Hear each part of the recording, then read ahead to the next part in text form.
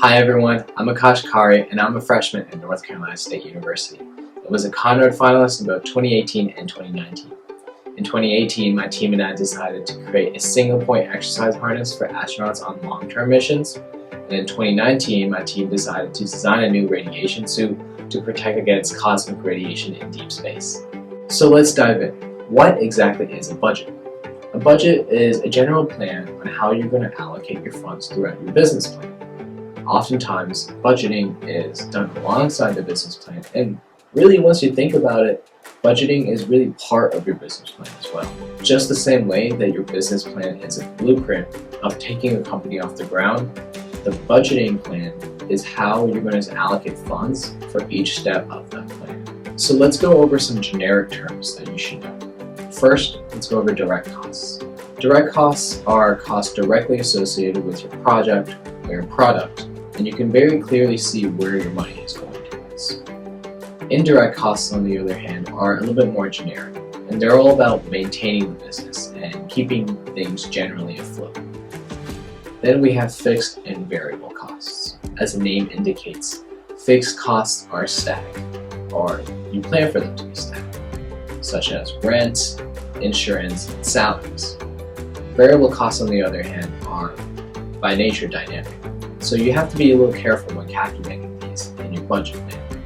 Now let's go into how much your product is going to cost you to make. At first, let's talk about prototyping. Now, prototyping is not just the materials that you need to buy, but rather also includes all costs, such as the machinery that you're going to use or external help that you're going to hire.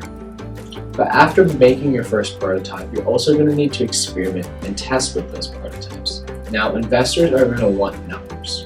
They're not going to invest their money into a product that promises to do better, but they will invest their money into a product that they know does better. So therefore, experimentation is needed.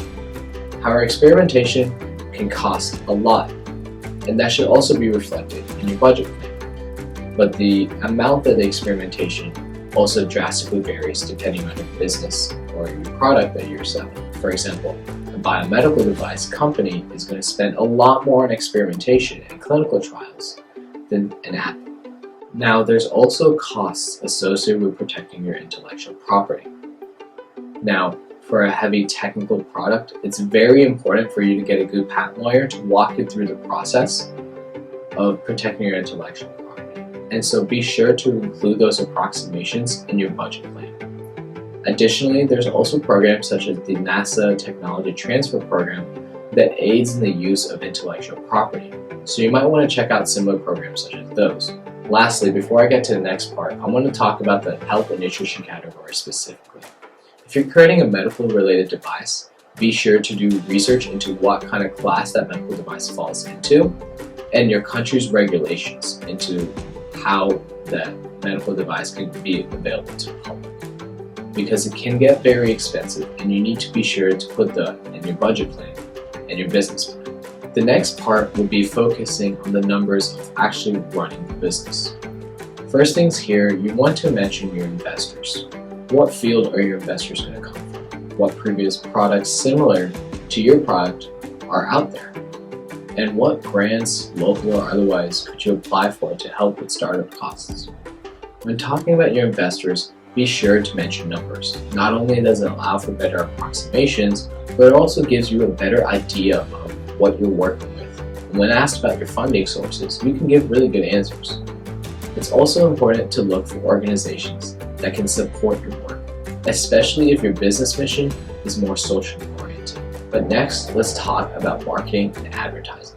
Now, this area is going to be very, very diverse, depending on not only your product and your business, but also what field you're in. So in general, just focus on your target audience and research specific ways that you're going to reach your target audience, and research how much those are going to cost you, and put them in your budget plan. One thing I want to say to you guys before I close off is that a budget plan is very dynamic. So don't worry if numbers change here and there.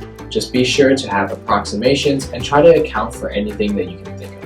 And that's it for me. So I hope to see you guys at Summit 2020. Find me there.